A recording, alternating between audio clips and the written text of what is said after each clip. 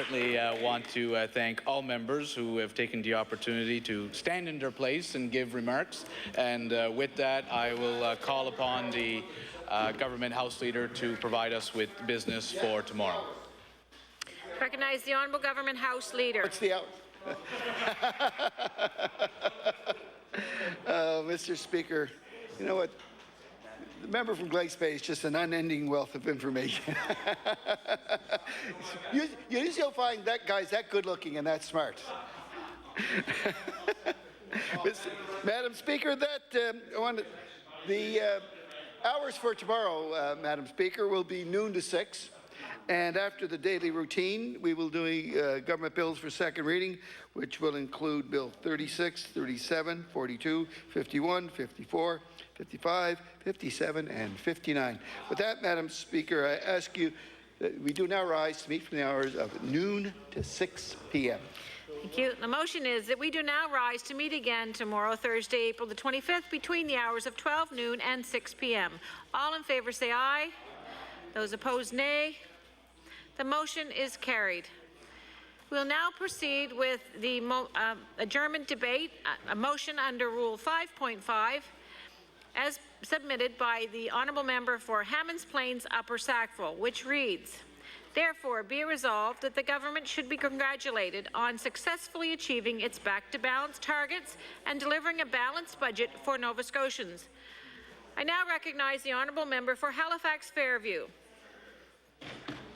Thank you, Madam Speaker. Madam Speaker, since I resigned as Finance Minister almost 1 full year ago, I have not taken a large part in the proceedings of the House. I no longer speak for the government because only a minister can do that, and I no longer speak for the Department of Finance. My focus is back on serving constituents in the constituency, which is where I started back in 2001.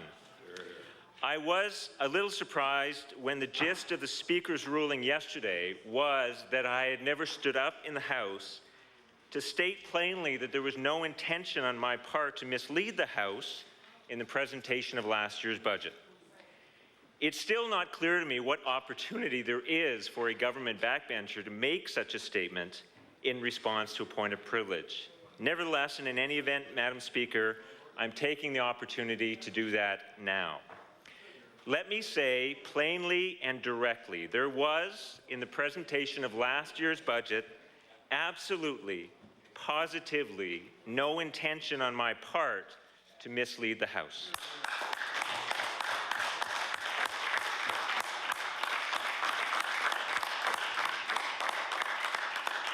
Building a $9 billion budget is an exceedingly complex process. It was my privilege to play a lead role in that process 4 times while I served as Minister of Finance. The process takes place over about 8 months. There are literally thousands of line items.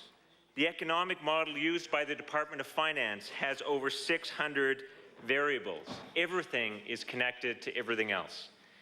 There is new information coming in on these line items and these model variables all the time, every single day. As a result, in the preparation of a budget, there has to be a cutoff date. There has always been a cutoff date. There will always be a cutoff date. There is no finance minister ever who has stood up in this House with a budget that is up to date as of the day of the budget. That may be possible with a $9,000 budget or a $90,000 budget, but it is not possible with a $9 billion budget with thousands of line items and hundreds of variables, all of which are interconnected and on which new information is coming in every day. In the case of last year's budget, everyone agrees that the new information came in after the cutoff date. This was explained at length when the Department of Finance appeared before the Public Accounts Committee, and anyone who still has questions about that point should review the transcript of that meeting. The only question left then is whether the new information was material in the counting sense of the term, and again, everybody agrees that it wasn't. I know, Madam Speaker, that $27 million sounds like a lot of money, and it is, except in the context of a $9 billion budget. The Auditor General himself attests to the fact that it was not material. Remember that the Auditor General reviews the revenue estimates every year. Last year, he signed off on the revenue estimates as he has every year. He would not have signed off on the revenue estimates if there had been a material change. So, Madam Speaker, we had new information that came in after the cutoff date, and it wasn't material in the context of a $9 billion budget. The commitment of this province, and indeed of any participant in the financial markets, is that non-material changes will be incorporated into the next scheduled financial statements, and they duly were in the September forecast update. In short, routine matters were dealt with in a routine way. And that's the end of the story, or it should have been the end of the story. Madam Speaker, I was flabbergasted to read in the February report of the Auditor General his view that the new information should have been stated at budget time. I did not understand his position then, and I do not understand it now. If the information came after the cutoff and was not material, which everyone agrees on, then what accounting rule says that it needs to be reported anyway? There isn't one. The Auditor General says that errors should be corrected, which is another accounting rule everyone agrees with, but this wasn't an error. It was new information that wasn't material that came in after the cutoff. That's not an error or a mistake in any normal sense of the word. If the Auditor General's interpretation is accepted, then the concept of the cutoff date becomes meaningless, because any change has to be reported. Or maybe it's not just any change. The Department of Finance followed the rule of materiality, just like the Auditor General, just like the department always has. The Auditor General now seems to be suggesting that a different rule should be followed, but he hasn't said why or what the new rule should be. If the rule of materiality should change so that changes of a certain size should be reported, even if they're not material, the Auditor General has not said what the new threshold is. Nor has he said how close to budget day is too close. Madam Speaker, I could go on about this, but the point is essentially this. The Auditor General in his February report is applying a new rule that he hasn't spelled out, that is different than what has been applied before and that he applies himself, and that nobody in the Department of Finance, including me, could have anticipated at the time the budget was delivered. There is another aspect of this matter that I think is relevant and I think can only be understood by somebody who has sat in the chair of the Minister of Finance. The province of Nova Scotia is a participant in the bond markets. As a public issuer, there are certain rules and conventions that apply. There is a process for the release of financial information of a public issuer. The Auditor General is suggesting a change in well-established rules about the release of information. The markets would consider this to be very peculiar behavior. When you have a budget with thousands of interrelated line items and hundreds of interrelated economic variables, you cannot be dribbling out information just because one of those items has changed on a given day.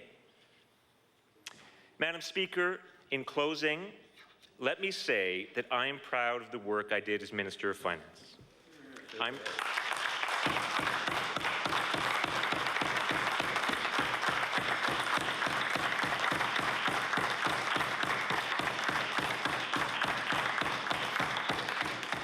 proud of the back to balance process, and I'm proud that my successor as Minister of Finance was able to deliver a balanced budget to the people of the province this year. I have never deliberately misled the House, and I did not in delivering the budget last year.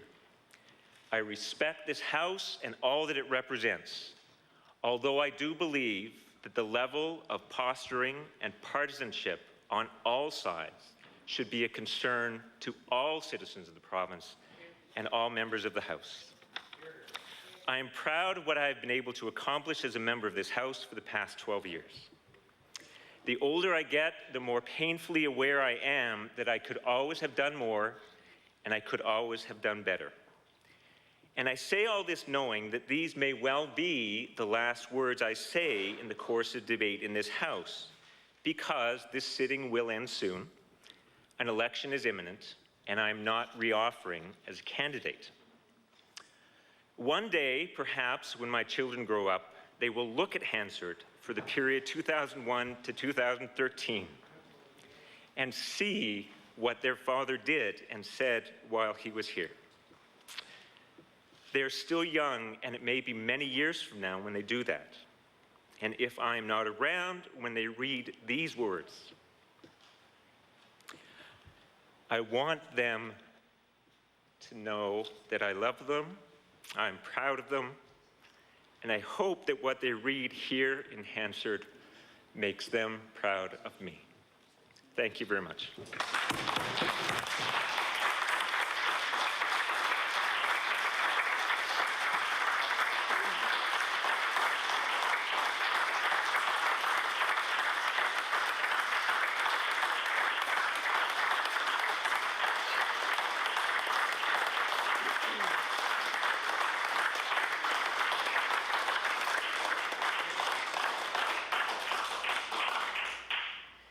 Now recognize the honourable member for Richmond.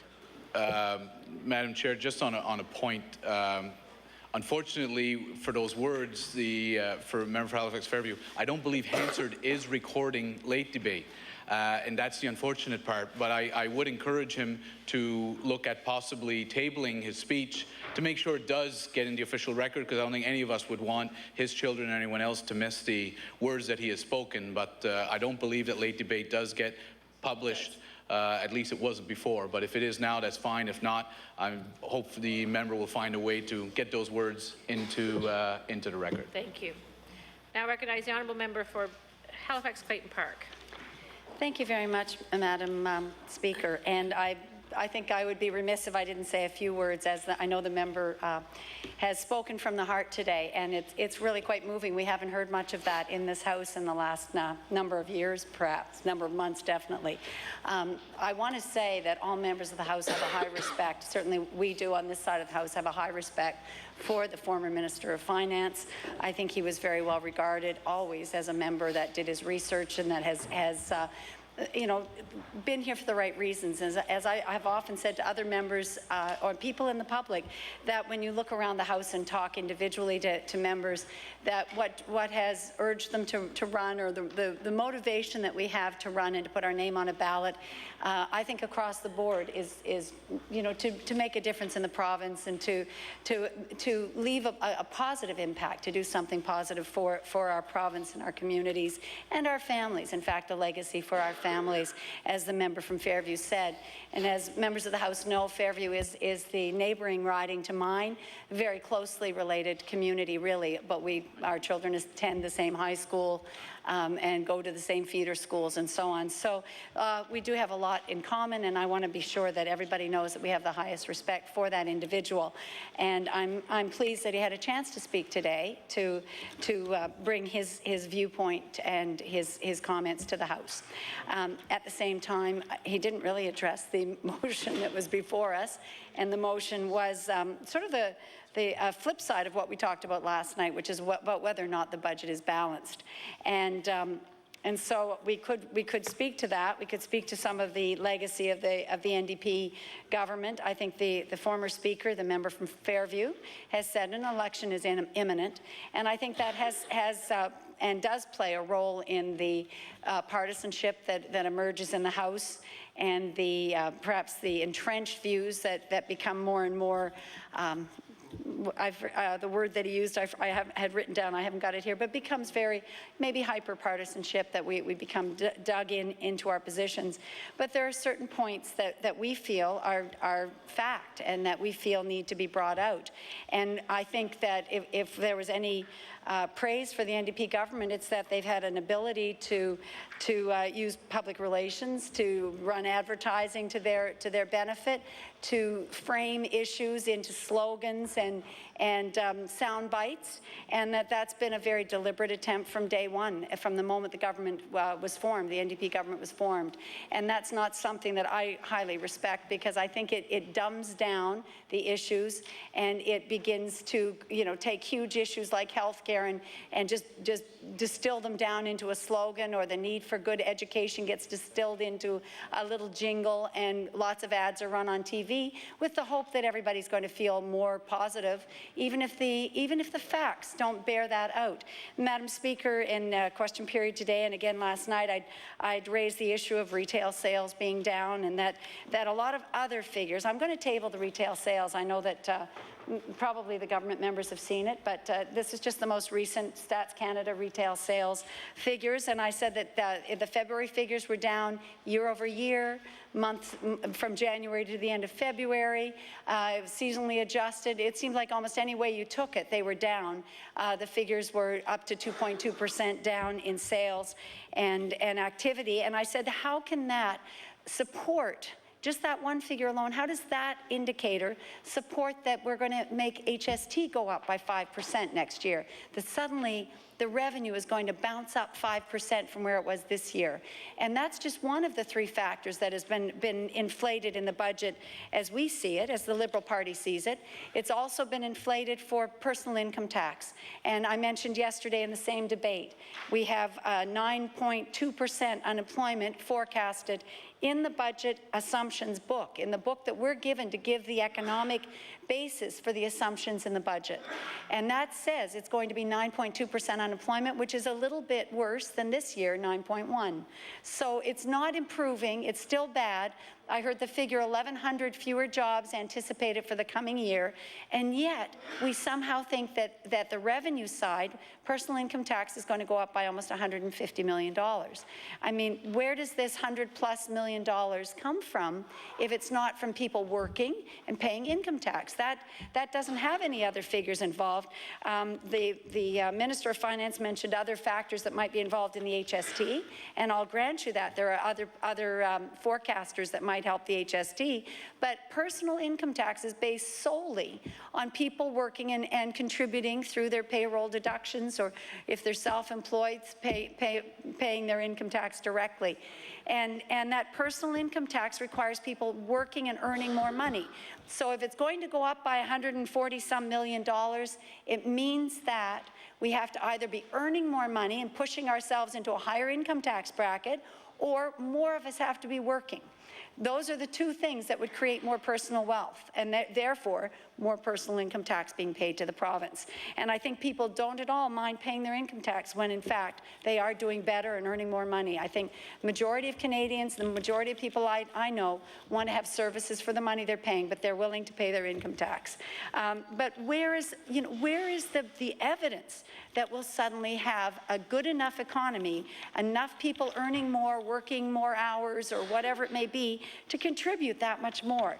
And it's right here in the budget summary, Madam Speaker, that next year there's an increase of $145 million projected from last year's estimate to this year's estimate. And I frankly don't believe it. I just frankly don't believe that there is the evidence in place, the indicators, the economic evidence to say that this is going to happen. I think there's a lot of anticipation for some projects that are coming. I hope that many of them will come to fruition. But when I see a continued rate of 9% unemployment and the figure that we're expected to lose jobs, and somebody, I believe in the third party today, said that we had a net loss of, I forget, they said hundreds of people that have left the province, just left the workforce, left our province. None of that bodes well. I'm sorry. We have an aging population, a fairly flat population. We know, again, and this is in the budget estimates book, or budget assumptions book, it says clearly that we have more people working part-time, fewer full-time workers. People who are working part-time are juggling several part-time jobs to make a living. Madam Speaker, I don't believe the budget is going to be balanced. I think that what has been tabled has been, it does. If you just look at the figures, if you accept the high revenue forecasts, if you choose to overlook the fact that we prepaid universities by $34 million, thereby driving up last year's deficit so that this year could be in balance, so that this year would show a small surplus, I do say that on paper. If you buy those aspects of the budget, you know, then you could remind yourself by reading the cover of the budget that it seems to be balanced. But you have to read the cover, because that's just there to reaffirm, I guess, or reassure members of the NDP caucus who might be a little bit worried as they go forth to defend this budget in their own ridings. But, Madam Speaker, the budget is really not balanced. And right off the bat, we know that Acadia and NASCAD were prepaid $34 million that they need to run their operations in 2013-14. They got the money in fiscal year before us, 12-13. They got the money on the last business day of the previous year, which allowed that expenditure to flow through in the last year, blowing up the deficit by a further $34 million and allowing the government to show what appears to be a balanced budget this year.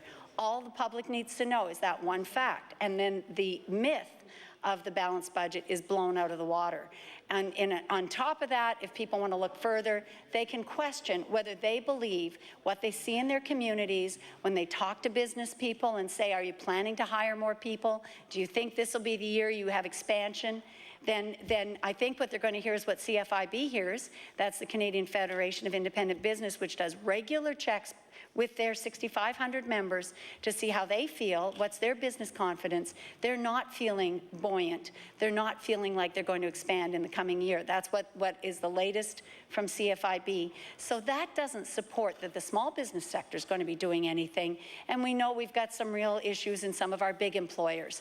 Again, the government has put more money in, over almost $600 million into big business, corporate welfare, and yet we have fewer jobs in those businesses than we had before the money was committed to help shore them up. So, yeah, it's just an unusual circumstance to give more money and have fewer jobs. And, Madam Speaker, none of those factors support that this budget is balanced, and therefore I don't accept the premise. Thank you. Now recognize the honourable member for Inverness. Thank you, Madam Speaker. And it was nice to hear the Foreign Minister of Finance's comments tonight. I know they were heartfelt. And I'm going to try to revise my speech a little bit to respect what he had said about partisanship. And I know, Madam Speaker, not that I've sat on that side of the House as a member, but I did work for former governments in this province. And once you've been on the side of the government side of the House, I think you realize it's not as easy as it looks.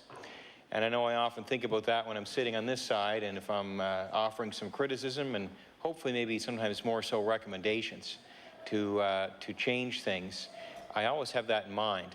And at the end of the day, we're all human beings, and I think we all care about the province. I think we all would like to see it go in the same direction. We just see different ways of getting it there and different paths to getting there. So I guess I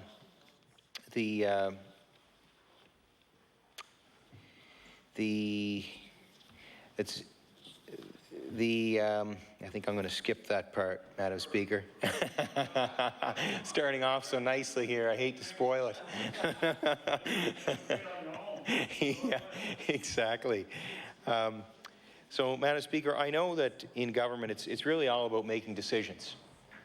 And I know we often talk about decisions made in the past, and we certainly, in this corner of the House, have a record that we have to defend in the past, because there's been many times over the last 250 plus years that progressive conservative governments have been the government for Nova Scotia.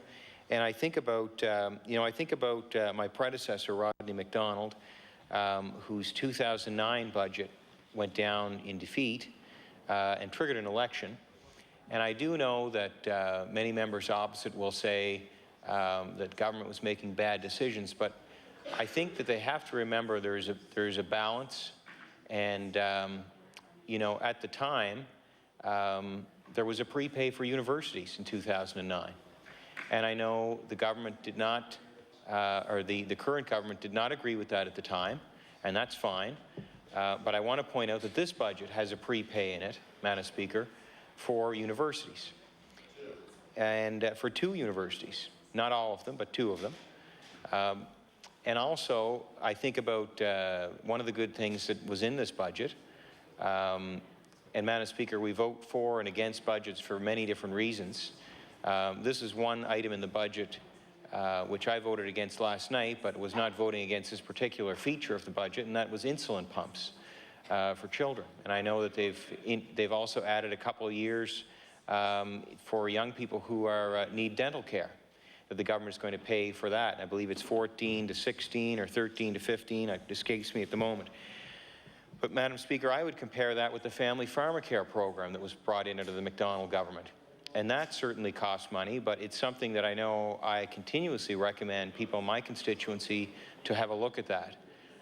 If they don't have medical insurance through where they work, and if they need to get an affordable means of looking after expenses that they would have in their family. So the reason I'm pointing these things out, Madam Speaker, is that government is all about decisions. And governments past and present will either side between, as they call, the term is escaping me, austerity, or which is cutting back on expenses, or they will favor spending money. And Madam Speaker, I guess the point I want to make is government is all about making decisions. I think ideally we try to remember that when we're making expenditure decisions, we don't want to be borrowing from the people of the future to pay for our needs today. And that is one matter that I have difficulty with this budget, because we see more debt being added. And there's always decisions being made. And I know back when I worked for previous governments in the early 2000s, there were tough decisions made, Madam Speaker, but they did lead to balanced budgets. And that led to a reduction in the amount of debt that was going on for people who have been born since, who are going to pay. And I know in just the last 3 years, we've seen on average $1,700 per person after this fiscal year of debt that's been added. And Madam Speaker, I think we need to remember there's a balance between trying to provide services, but making sure that we're not creating a cost for people down the road to have to pay, because we're paying, of course, today for past over budgeting or past over expenditure. So, and things I think are a little more transparent today, and thank God for that. We do have an Auditor General that's very active, and I want to congratulate the Auditor General for being that extra set of eyes for Nova Scotians and for finding things. And that is a good thing. And if I'm ever on the government side of the House, Madam Speaker, I will welcome his eyes. At the end of the day, I think he makes, the Auditor General makes, and maybe it'll be a she at some point, Madam Speaker, but the current Auditor General, I think he makes this province a better place with his eyes looking at these budgets. So I guess, Madam Speaker, how much time do I have left? Have just under 4 minutes. 4 minutes, 3 okay. minutes. I also want to make a point in the early 2000s. Sorry, my math is incorrect. Just over 4. Just over 4. Thank you. I want to mention, you know, I know that government well, I've talked about the debt already, and I want to mention something about taxes. I actually had an email from a constituent, Dr. Chesson, and I'm just going to read it, and I will table it, Madam Speaker. And he's feeling like our taxes are too high. And, you know, it says, I was reviewing the latest budget. I always knew Nova Scotia had high tax rate, but just astonished to what degree. I did some quick research this evening. I have copied the Revenue Canada tax table below. Nova Scotia taxes its highest bracket at 21%, and right next door, PEI is only 16.7, and New Brunswick lower at 14.3. Ontario and Alberta are less than half our tax rate. I hope you will expose the high tax rates currently in place and make this an election issue. No wonder there's a lack of business growth in this province. As an election nears, I thank you for listening to my concerns about this imbalance. So, Madam Speaker, I think the doctor raises a good point. With high taxes, it hurts the economy. And wouldn't we rather grow tax revenues by way of having a stronger economy than by taxing more, as we have seen? And that, Madam Speaker, is another reason why I am not able to support, and I didn't support, this budget that was introduced or that was voted upon last night. And when I think about going back to 2002, 2003, and I know that was a very significant year. It was the first balanced budget in 40 years. And Madam Speaker, would you know, or did you know, that that budget was balanced with half as much royalty revenues as are coming into the province this year. And did you know that that budget was balanced with an 8% provincial portion HST, not a 10% like we currently have? So, Madam Speaker, it is possible to balance budgets and still deliver good services for the public. But that takes discipline and commitment, Madam Speaker, and it takes integrity. And I think, you know, the minister, the former finance minister, gave a good speech tonight, and he talked about, you know, how the partisanship, it's a cause for concern. And I must state that, again, that when in opposition, the comment could be made, we know what you're against, tell us what you're for. And I know I always aim, Madam Speaker, to tell what I'm for and not just what I'm against, because I think we have a duty on this side of the House to be supporting the government to make decisions that are in the best interest of the province. So with that, Madam Speaker, I will conclude my remarks. Thank you. I want to thank all members for participating in tonight's debate. I also want to tell all members that, in fact, all Nova Scotians, and to be assured of the fact that Hansard, the good people in Hansard, the diligent and hardworking people in Hansard, are in fact recording and printing all of the adjournment debates that are held here in the House of Assembly. So I want to be sure and have that on the record. We will now stand adjourned until 12 noon tomorrow.